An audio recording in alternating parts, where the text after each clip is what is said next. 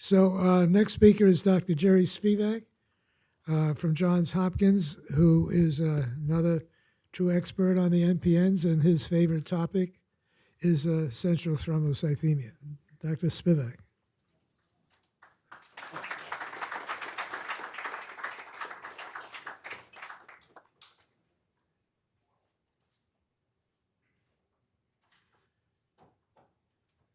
Well, I'm delighted to have the opportunity to talk to you all today. I generally get a chance only to speak to one patient at a time.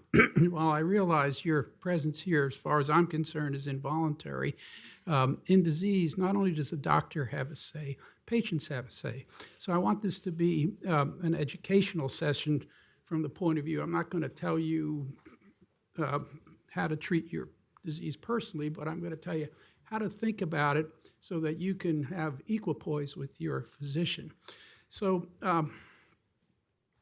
Richard I'm going to talk about actually facts and alternate facts, and Richard came up with an alternate fact. Actually, polycythemia vera is my favorite disease, but we've got a lot of new stuff in this disease. Now, I should go back here a second. That's my email address. You only have to email me, and I will send you my slides. Because I'm going to apologize, I'm going to show you a lot of material because this has been a busy year for essential thrombocytosis. Everyone got their picture? Okay. All right. So it's always good to know that those who do not learn from history are condemned to repeat it. So it's really interesting to look at the historical aspects of essential thrombocytosis because it was first described as hemorrhagic, while thrombocythemia, wasn't described as thrombotic thrombocytosis, which is how it's treated. So somebody had the right idea here. But then somebody came up and said, you know, is this really a disease? And finally, Dr. Fialco proved that it was a clonal disorder. It is a disease. And then you see how we've progressed since then. We finally got all mutations. So essentially, for myeloproliferative neoplasms, we can diagnose everyone correctly if we understand how to diagnose patients. So the problem was this. Here's a list of all the things that cause excess platelet production. I have essential thrombocytosis in red. Of all these things, the myeloproliferative disorders constitute about 0.6%, and essential thrombocytosis for the MPN, 5%. So you can see it's a needle in a haystack. But now, we have all the mutations. The problem is there's mutation overlap. You have 50% of ET has a JAK2 V617F mutation. 92% have it in PV. PV is what you're really looking for in the shell game, not ET. So keep that in the back of your mind. Now this slide could take the whole talk, so I'm going to be very brief, but I think visually you have to think about what are these diseases. What you see is a cell from the outside on the inside, and that's the thrombopoietin receptor, but it could be the erythropoietin receptor or the granulocyte colony stimulating factor receptor. They're all essentially have the same makeup, a pair of proteins that are identical, and you see JAK2 inside the cell. Outside the cell, in comes thrombopoietin, or it could be erythropoietin or GCSF, and you see the receptor closes up, the two JAK molecules say hello, they activate phosphorylation and send a signal to the nucleus, divide. Now, what happens if you have mutations? Well, if you have a mutation in JAK2, you don't need a ligand for this receptor. You don't need a hormone. The engine is on automatically.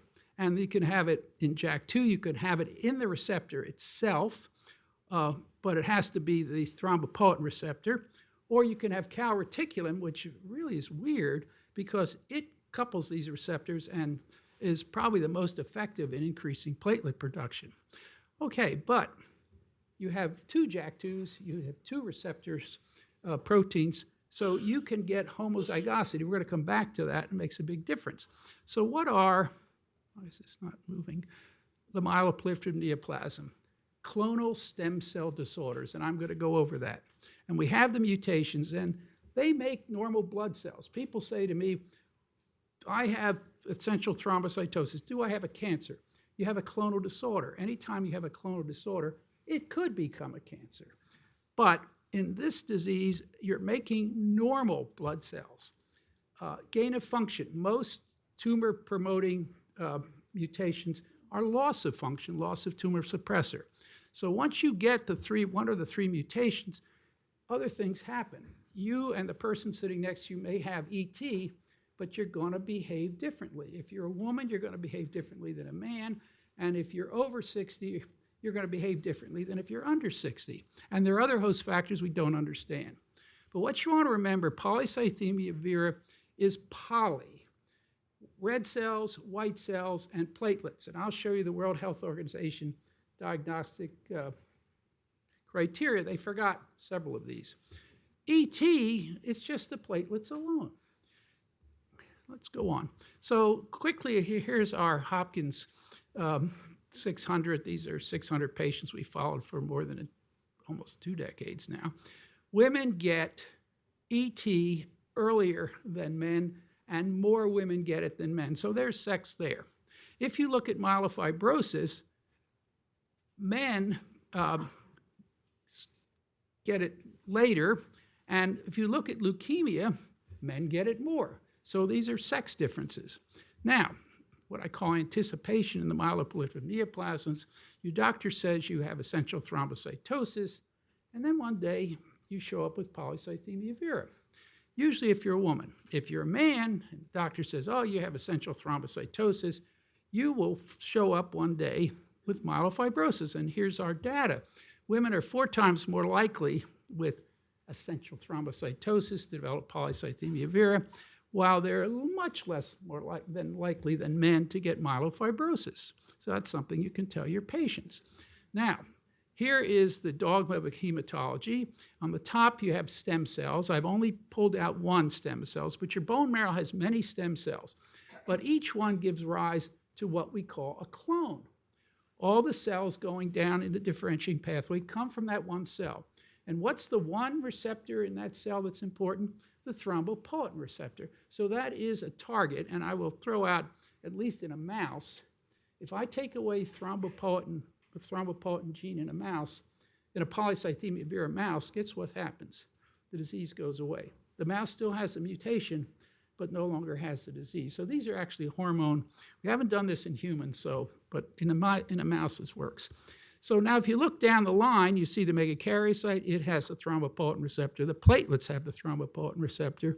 Then you have the erythropoietin receptor and the GCSF receptor. They all have JAK2. That's how you get polycythemia vera. Now let's move on. But let me revise the schema. So here's the latest schema. Same thing I showed you before, but not the pretty pictures. There's a stem cell, has the mutation, either in MPL or in CALR or in JAK2. It gives rise to another stem cell. It's very busy, but it also, we now know that stem cell can give rise just to megakaryocytes. Those people do very well. And we call them triple negative, but a lot of them have the mutation in the platelet. It's just hard to do that clinically. But it also gives rise to myeloid and erythroid stem cell, and you see PV patients who have only erythrocytosis and thrombocytosis. Or it gives rise to a stem cell that gives white cells, red cells, and platelet in terms of production, increased production. So you can get a myeloproliferative disorder from that stem cell in many different ways. And that, let me just add this in, but something else can happen here, and that is that I show you here chromosome 9 where you have the JAK2 allele. So you have 2 chromosomes and 1 JAK2 on each, so they're called alleles. Now, if you get a mutation, now you have what's called a heterozygous mutation because you have 1 normal JAK2. That's actually pretty good. Unfortunately, if you have polycythemia vera, you have a large chance of developing homozygosity. Now you have 2 alleles, and those are the people with the most aggressive disease. Now let's talk about clonal tumors. So here's normal stem cell. One of them, stem cell B, has a JAK2 mutation. We can't get into how that happens, but it gives it a growth advantage. But while these stem cells are sitting there, one of them gets another JAK2 mutation. Now, that one doesn't need any hormonal stimulation. That's going to take off on its own, and then you get clonal dominance, always with homozygosity. No one with ET ever gets clonal dominance. And I'm going to show you people who think it does. Okay, so here's the polycythemia vera diagnostic criteria. You can memorize these hemoglobins or hematocrits, and they say, oh, maybe you should do a red cell mass, but they put that in recently. And then they say, really should do a bone marrow. Well, that's useless because the bone marrow examination, they all have the JAK2 mutation. They're all going to have the same abnormalities. But look down here. It says not meeting the criteria for other diseases. So PV is a diagnosis of exclusion when someone has a high platelet count, but it says the presence of the JAK2 mutation, the presence. Okay, let's look at that. Well, first of all, let's look at the hematocrit cutoffs. There's their hematocrit cutoffs below, but a recent study has come from France and says there is no hematocrit cutoff. You can have hematocrit less than 35% and still have polycythemia vera because the plasma volume expands equal to the hematocrit. So these criteria, we can call them alternate facts. But there's something else here, as people have said. You can get the JAK2 mutation normally and never get the disease. And you can get BCR-ABL as well. And I'm just showing you how our techniques are so sensitive that you can have a clinically normal patient. All right, well, let's just talk about a patient. 6-year-old woman came to see me because she had ET with JAK2 V617 for 8 years, asymptomatic. Observation was recommended, and 3 years before she saw me, she had an allele burden of 1%. Meaningless. Okay. When she saw me, she was complaining of erythromelalgia and occasional transient ischemic attacks, and she was taking a large aspirin tablet. She was otherwise normal. Her blood counts were normal except for her platelet count. And I said, you really only need 81, but get a quantitative allele burden. And the physician said there, well, I don't know. Why should I do that? Okay. So she comes back in to see me, and the blood counts are the same, but finally we got that, and she had a 36% allele burden. So that sounds like sounds like ET. I'm happy. The next year she had a TIA, and she hadn't seen me, but I saw it in the EPIC system. She had a hematocrit of 50%. Okay. So her allele burden was 52%. She had some other problems too, but phlebotomy took care of her. So this, I just showed you red cell counts going up, and you can see the allele burdens going up, and I show another patient's allele burden. So the trajectory of this is similar. So let's go back and talk about allele burden. So here is ET, PV, and we can further about PMF, and you can see in ET, virtually no one has an allele burden greater than 50%, and it stays that way, whereas in PV, the allele burden goes up. So don't believe me. Here's a study from England, a very good group. You can see the arrows at 50%, and these allele burdens are staying where they are. All right, so let's move, whoops here. So here's a second patient, and this patient was a 36-year-old, he was a paratrooper. And he came in, he'd been on yearly exam, asymptomatic except for migraine he'd had all his life. He was on an aspirin tablet, everything was normal. Over the period of 9 years, the platelet count went up. Well, everyone sort of gets upset when the platelet count goes up, but these are myeloproliferative disorders. The platelet count will go up. It can go up over 1 million, up to 2 million. That says nothing about prognosis. So he had a marrow, and he had driver assays and other mutations, hypercellular marrow. The myeloid ratio was 2-to-1, which is normal, lots of megs. Marrow tickling was grade 1. Cytogenetics, flow cytometry, normal. Okay, so his blood counts, hematocrit was a little borderline, but nevertheless, erythropoietin level was low, which can happen in ET, so it's not a diagnostic. And the blood smear was normal. They did a BCR-ABL because he's a man, but in a woman, if you couldn't find anything else, it would not be a bad idea. It was 6.4%. Now, CML, when you get CML, you don't get 6.4% of BCR-ABL. You get 80 or 90%. So they did a JAK2 mutation, and it was positive. So we got 2 mutations here.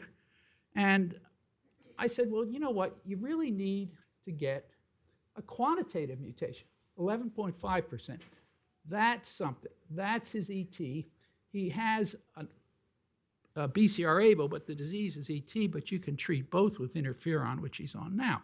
So this points out what we should always know, that driver mutations are not mutually exclusive. This just shows patients with all the myeloproliferative disorders, and you can see people who have JAK2 have CALR, both types, and a third type, or they can have MPL. So you can see all three. So what do? You quantitate. So here's a group of patients who have JAK2 mutations down in the 1, 2, and less percentage, and look at their CALR allele burdens, okay? So they have CALR. So if you do qualitative assays, which virtually most of the practitioners do, you're not going to get the information you need. Now let's talk about something else important called phenotypic mimicry. So these people are saying there's no question that JAK2 mutant PV is more aggressive than JAK2 positive mutant ET, but it's clear these disorders are strictly related, really. A number of observations say that, JAK2 mutant ET and PV represent continuum, which it's difficult to find the boundaries. And then I got this in clinic notes from about a patient. Elevated hematocrit and platelets, myeloproliferative syndrome with essential thrombocytosis versus polycythemia vera in other patients, and polycythemia vera. No, you have polycythemia vera because you've got more than one cell line involved. So just to make you clear about phenotypic mimicry, it's when these are coral snakes. They say, well, the one on the left is the malignant, was the deadly one, but it depends on who's left. So you really, I don't know. Here's the blood smear on patient with ET and PV. There's a little difference in the staining of the red cells, but you can see they're really not different.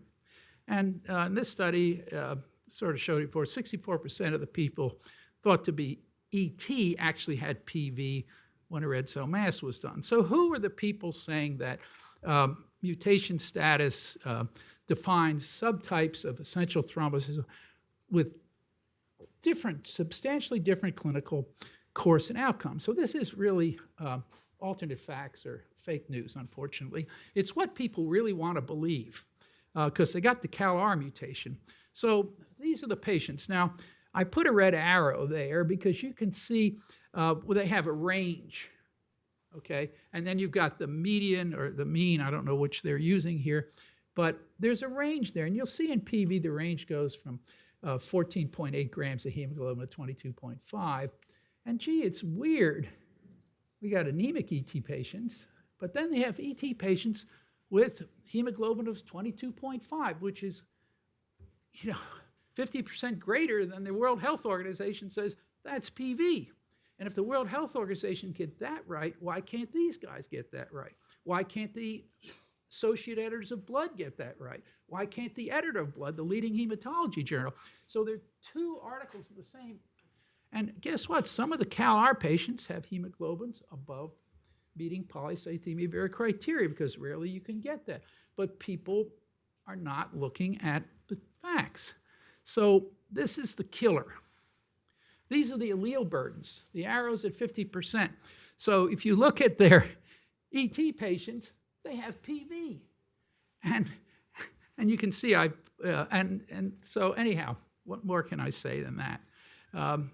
So we did gene expression studies. And in gene expression studies, you take the stem cells out and you say what genes are upregulated and downregulated, because in every disease has a characteristic picture.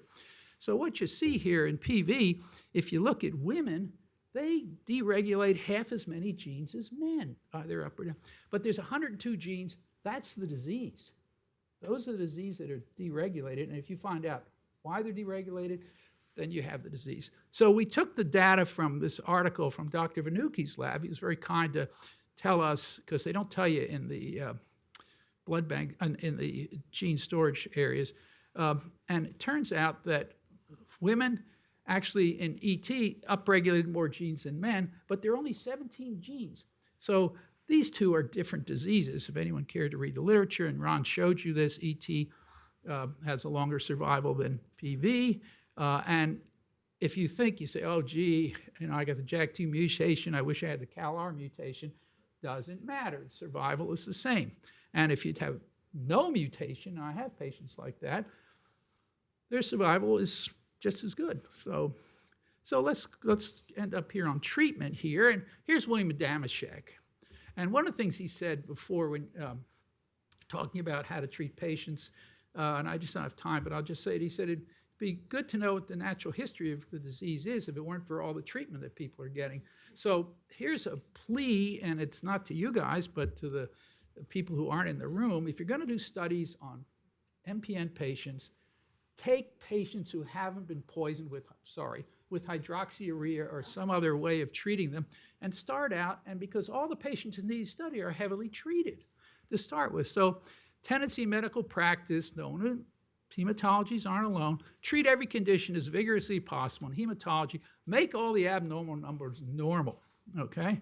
So let's talk about that. So these are the complications of essential thrombocytosis taken from a literature where people can't distinguish essential thrombocytosis from PV. And they, let's go on. So this is the number 8 in a series of yearly current treatment algorithms. This started out with old age, young age, and look what they got to. They have so many very low risk, intermediate risk, high risk. Well, take age out of the picture. And at the bottom, they say, well, if nothing else works, give them busulfan. This is 2019. Well, this is an article that goes back to, I believe it's 1988. I'm sorry I didn't put it in. And they were saying if hydroxyurea doesn't work, give them busulfan. Well, if you give busulfan after hydroxyurea, see what you get. You get acute leukemia. So I'm just saying. Now, what about making the blood counts all normal? Well, the ELN did that, and that's 2011. And guess what? In 2013, they say, you know what? These don't predict anything or provide clinically relevant measures of benefit to the patients. All right, so let's go back and look at chemotherapy. So here's a nice study in intermediate risk ET. And what do you find out? The aspirin versus hydroxyurea and aspirin, no difference in survival. Okay. Now here's people on ruxolitinib who are intolerant to hydroxyurea. And what do you find out about these patients? Ruxolitinib didn't work because they had high molecular risk mutations. Well, where did they get them from? P53 mutation is not ET, it's PV or hydroxyurea. And it age-wise, you can see it's more men, and the whole thing doesn't compute. But age alone wasn't, disease duration wasn't. But the allele burden greater than 50%. What ET patient has an allele burden greater than 50%? None. So you can see that we're going in the wrong direction. So let me end up with this. This is a patient who came to see me, and he was on aspirin, and he had a high platelet count, and he had this eye, okay? That's called subconjunctival hemorrhage, and he had actually a little more. And if you're over 60 plus, you take aspirin, you're going to have a higher rate of gastrointestinal problems alone, but when you take aspirin, you look at the red ones, you see what the rate is there. And if you give somebody aspirin, because I'm going to prevent cardiovascular events, you don't. But what you do is you increase the rate of bleeding. And there are multiple studies out there saying major cardiovascular events are not solved by aspirin unless you have a greater than 10% risk of having a heart attack, and you're between the ages of 50 and 59. If you don't have that, then taking aspirin just puts you at the risk of bleeding. So let me stop here because I see in my peripheral vision, which is still pretty good, I see a gray eminence there. I'm talking about the jacket, not the hair. So let me conclude here. Accurate diagnosis, and there's no reason in 2019 we can't do this. It's the first part because of phenotypic mimicry and disease evolution. These clones come and go, and so you have to watch out for that. And the quantitative burden is essential in changing your patients, figuring out your patient's diagnosis. Some PV patients are heterozygous. They do very well if you leave them alone. So concept of high-risk thrombocytosis, I just want to say it's bogus. It's people who don't understand that they're more at the risk of bleeding, hemorrhagic thrombocythemia, than clotting, but not spontaneously. So asymptomatic patients, I leave them alone. They don't get aspirin unless they're smokers or have some other problem. Platelet counts greater than 1 million can cause a sort of acquired von Willebrand's disease, but we measure erythrocyte and cofactor activity, and if it's normal, they're not going to bleed. You can give them aspirin if they have a problem, but not otherwise. And hemorrhage, as I say, we manage very simply. So aspirin is good for erythromelalgia, and if you want to do platelet count reduction, interferon is overwhelmingly preferable to hydroxyurea because chemotherapy is toxic and ineffective. And well, how do we use ruxolitinib? And we haven't established yet, but I can tell you, if you've got the disease and you've looked at the MAGIC trial, when I remember this was presented at ASH a few years ago, and then it appeared in the New England Journal. I mean, everyone's hair got on fire. It was put in this, it doesn't work, it doesn't work. Well, the patients had all been pre-treated with, so you had patients who had their platelet counts lowered with hydroxyurea, and then you put on ruxolitinib, and what were you expecting? But the important thing is that the blood counts for that study were not in the article, they were in the supplement, and nobody reads supplements. So I will stop there, and thank you.